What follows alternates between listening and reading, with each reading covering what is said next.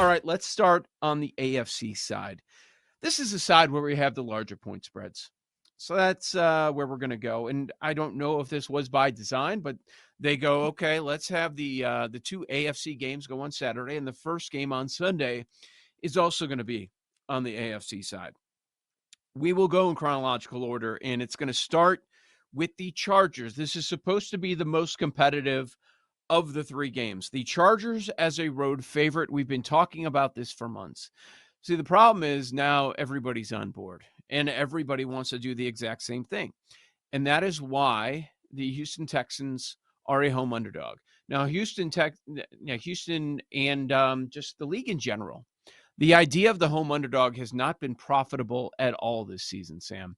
And right now we are looking at the Chargers -3. There is one sharp book out there that has a 2.5, but that is juiced.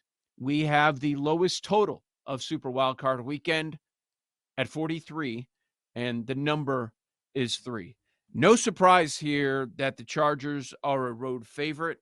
You know, the reality is neither team has been successful against playoff teams this year with Chargers Texans.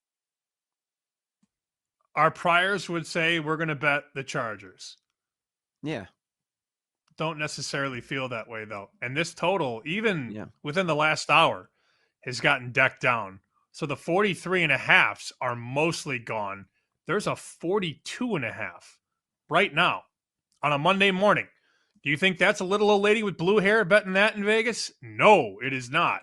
So coming under early in the week on the under, which did open actually 44. That's gone. That went away within, 15 minutes at Superbook. 20 minutes, give or take. And now the 43.5s are running. So I'm not saying chase the steam, but if you have a 43.5 and you're thinking about the under, you might want to just bet it now. If you like the over, the market is trending downward, maybe you get a 42. So the under money is the early move, and then as we know, there eventually should be a move over. But the initial push so far in this game is on the under, betting on defense between LA and Houston. Yeah, well, if you're betting on defense, my thought is there's one defense that's better, and it's the team getting points, home underdog. I'm not telling you to bet the Texans because I've been driving the bus that has been fade the Texans when we get to the playoffs. But now we're sitting here and you're looking at the matchup. You're like, oh, man. Now look, the quarterback, we have the advantage with the road team. The head coach, the entire coaching staff, we have the advantage with the road team, which is something that you have to consider. But, yeah, we're laying 3. It's going to be a tough number, man. The Texans, since Halloween night, we remember when they played, they were fraudulent. Going into that Halloween night game, they were sitting 6-2, and everybody was talking about it.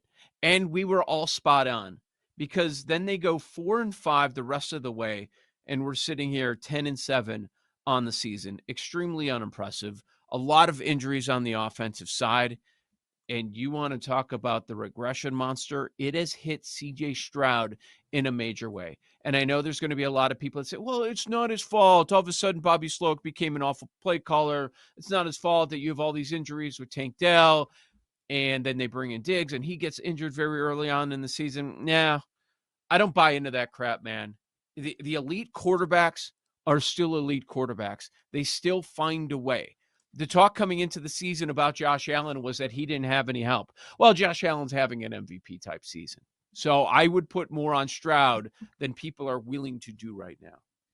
Did you see, by the way, the Texans have made the wild card round 8 times, and every single time they play on the Saturday 4:30 Eastern slot?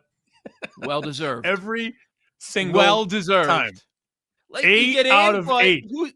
Who's excited? Who's excited to see the Texans play in the playoffs? We're all expecting it to be a very short stay. I think it's well-deserved. And sometimes it ends up being with backup quarterbacks. I know that was the reasoning in a bunch of the other years. TJ Yates. Yeah. Oh, there have been some bad ones. There have been some awful quarterbacks. So, yeah, just some initial thoughts. These two teams did not play during the regular season. Pittsburgh, Baltimore did. They played twice, and they split. Where are we with the current number? Is it 9.5? We still there? Yeah, it looks like 9.5 9.5 across the board. everywhere except for Pinnacle, very sharp offshore shop. Pinnacle dealing 10 plus 101 on the Ravens. Total has come down a smidge, open 46. Now we're 45.5. I don't know where to start here. Obviously, the books are going to need Pittsburgh. We know that much. They need one of these dogs. Well, they'd love one of them to cover. They need one of them to win, though. If Pittsburgh or Denver could win outright, the books would be very happy on the AFC side of the bracket. But, Russell Wilson, you want to talk about regression, brother? You know, we had sort of teased at two teams maybe not being as good as they were perceived. One of them was Pittsburgh. The other one was Minnesota. And we saw it from Pittsburgh, losing 4 straight, right, to end the season. Wilson was blech, although George Pickens dropped everything thrown his way. That didn't help on Saturday. Pittsburgh and Minnesota both sort of showing you their vulnerabilities at cornerback, if you will. Mm-hmm. I'm just trying to think of how many which ways we're going to see money line parlays, man. Those have been cashing all season long, hammering the books. And obviously, there's going to be ones with the high point spreads. Maybe Philadelphia mixed in there as well, as that number has been climbing. But when you say the books need a dog to win, you're certainly spot on. But that's what's going to be bet a lot. Now, people are probably going to be looking for a third leg to add to Buffalo and to add along with Baltimore. Maybe they end up going with Philly. So if you go moneyline parlay, Baltimore, Buffalo, Philly, that's even money. That's even money right there. That'll be popular they're gonna this play. weekend. 100%.